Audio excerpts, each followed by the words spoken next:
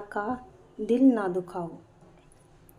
शादी की सुहाग सेज पर बैठी एक स्त्री का पति जब भोजन का थाल लेकर अंदर आया तो पूरा कमरा उस स्वादिष्ट भोजन की खुशबू से भर गया। उस स्त्री ने अपने पति से निवेदन किया कि माँ जी को भी यहीं बुला लेते हो तो हम तीनों साथ बैठकर भोजन करते। पति ने कहा, छोड़ो उन्हें, वो खाकर सो गई होंगी, आओ हम साथ में भोजन करते हैं। उस स्त्री ने पुण्य अपने पति से कहा कि नहीं, मैंने उन्हें खाते हुए नहीं देखा है।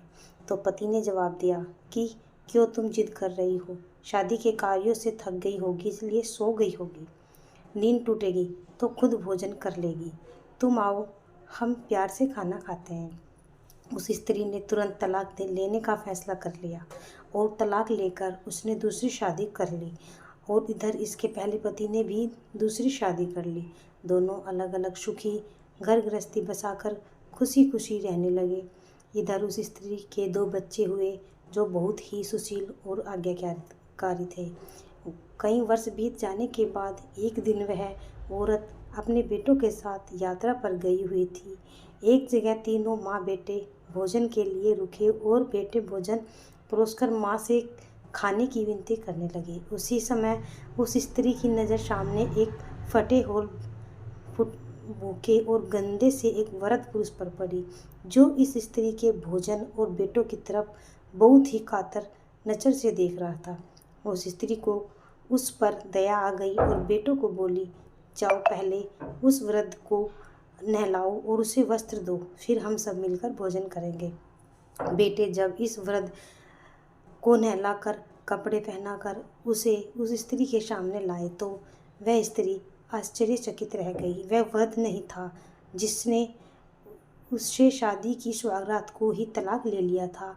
उसने उससे पूछा कि क्या हो गया जो तुम्हारी हालत इतनी दयनीय हो गई। तो उस वृद्ध ने नज़र झुका के कहा कि सब कुछ होते हुए मेरे बच्चे मुझे भोजन नहीं देते थे, मेरा तिरस्कार करते थे, मुझे घर से बाहर निकाल दिया।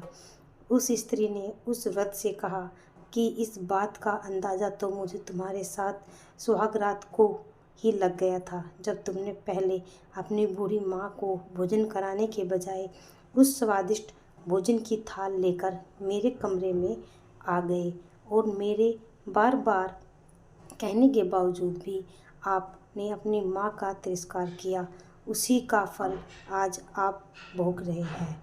माता पिता के साथ तुम्हारा सलूक एक ऐसी कहानी है जिसे लिखते हो तो तुम हो, लेकिन तुम्हारी संतान तुम्हें पढ़कर सुनाती है।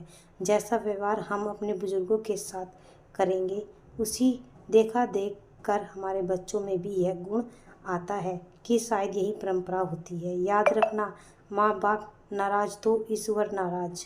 अगर आपको हमारी वीडियो अच्छी लगी हो तो लाइक, शेयर एंड सब्सक्राइब ज़रूर करें। धन्यवाद।